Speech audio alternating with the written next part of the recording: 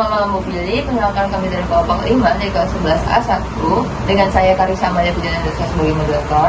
Saya Gaida Zakira Marianti. Saya Kunzul Kasih. Saya Wakil Bushani Dasti. Saya Nasya Sika SM. Nama saya Cindy Kolbi. Nah, untuk penjelasan pertama itu kami akan menjelaskan mengenai latar belakang dari pembuatan alat pemanas sederhana. Akan dijelaskan oleh Cindy. Nah, jadi latar belakang ini dibuat berawal dari kebutuhan manusia akan energi panas dalam berbagai aktivitas sehari-hari. Nah, seperti memasak air, memasak, atau menjaga suhu ruangan agar tetap nyaman. Nah, dalam kehidupan modern, sebagian besar sumber panasnya berasal dari listrik atau bahan bakar fosil yang tidak bisa diperbarukan. Nah, ketergantungan inilah yang membuat energi tersebut menimbulkan dampak negatif terhadap lingkungan seperti polusi udara dan peningkatan emisi gas rumah kaca. Oleh karena itu diperlukan alternatif yang lebih ramah lingkungan, yang hemat biaya dan mudah dibuat. Salah satunya melalui perbuatan alat pemanas sederhana dengan memanfaatkan prinsip dasar konduksi, konveksi, dan radiasi panas. Nah, dengan melalui pembuatan pemanas sederhana, kita dapat mempelajari perpindahan kalor secara langsung serta menerapkannya dalam kehidupan sehari-hari atau dalam kehidupan nyata. Dengan memudahkan bahan-bahan yang mudah ditemukan seperti botol bekas, kaleng, atau elemen pemanas. Nah, dari situ kita dapat menerapkan di kehidupan sehari-hari dan bisa digunakan dalam kegiatan yang mendesak. Baik, pada penjelasan selanjutnya itu mengenai landasan teori yang kami gunakan dalam pembuatan alat pemanas air di presentasi kami kali ini yang akan dijelaskan oleh Michelle. Jadi, termokimia itu merupakan cabang ilmu kimia yang mempelajari mengenai hubungan antara reaksi kimia dengan energi panas yang mempengaruhinya. Nah, berdasarkan perubahan kalornya, reaksi kimia dibedakan menjadi dua jenis. Yang pertama adalah reaksi eksoterm.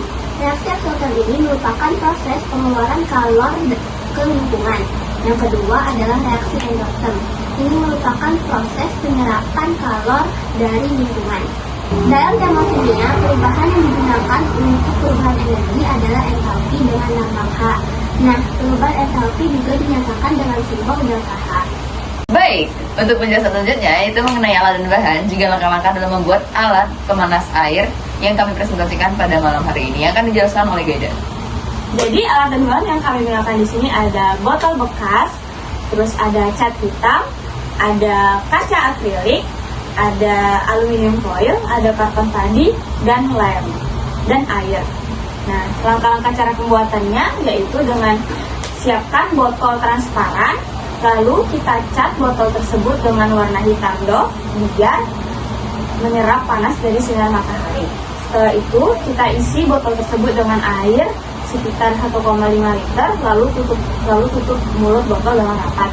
Setelah itu kita buat kotak sederhana dengan cara melapisi karton tadi dengan aluminium foil, lalu kita rekatkan menjadi bentuk kotak. Setelah itu kita letakkan kaca akrilik di atasnya, lalu kita masukkan botol hitam yang sudah diisi air tadi ke dalam kotak tersebut. Lalu kita diamkan di bawah sinar matahari selama 10-15 menit, lalu kita amati perubahan suhu airnya. Baik, untuk penjelasan selanjutnya itu akan menjelaskan mengenai pembahasan yang akan dijelaskan oleh Nasya. Selanjutnya adalah tahap pembahasan. Pada percobaan pembuatan pemanas air sederhana ini digunakan botol plastik yang sudah dicat dengan berwarna hitam. Warna hitam ini dipilih karena menyerap panas matahari lebih baik dibandingkan dengan warna cerah yang cenderung memantulkan cahaya. Lalu botol kemudian dimasukkan ke dalam kardus atau karton padi yang sudah dilapisi dengan aluminium foil. Aluminium foil ini berfungsi untuk memantulkan cahaya agar panas terkonsentrasi ke arah botol. Bagian atas kotak ditutupi dengan kaca transparan. Hal ini untuk mencegah agar panas tidak keluar secara langsung, sekaligus menciptakan efek rumah kaca. Hal ini membuat suhu di dalam kotak meningkat lebih cepat. ketika botol yang sudah berisi air ditempatkan di dalam kondisi tersebut, maka suhu air yang berada dalam botol tersebut akan meningkat perlahan.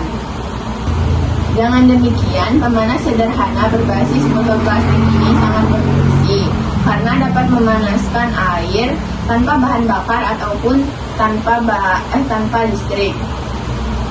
Meskipun membutuhkan waktu yang cukup lama dibandingkan dengan pemanas listrik, namun alat ini tetap berfungsi karena hemat energi, ramah lingkungan, dan juga bahan-bahan untuk membuatnya juga sederhana dan mudah didapat di sekitar kita.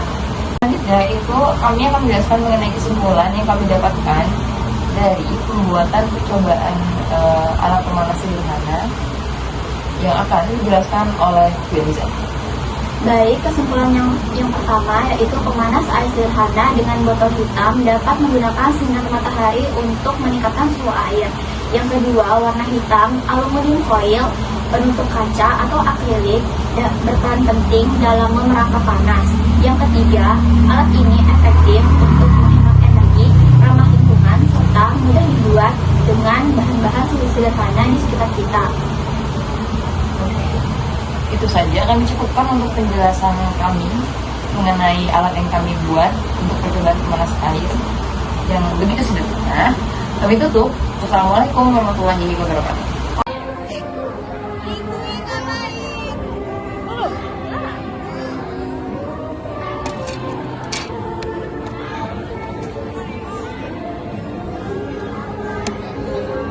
Panas dah. Panas. Panas ya guys. Yeay, berhasil.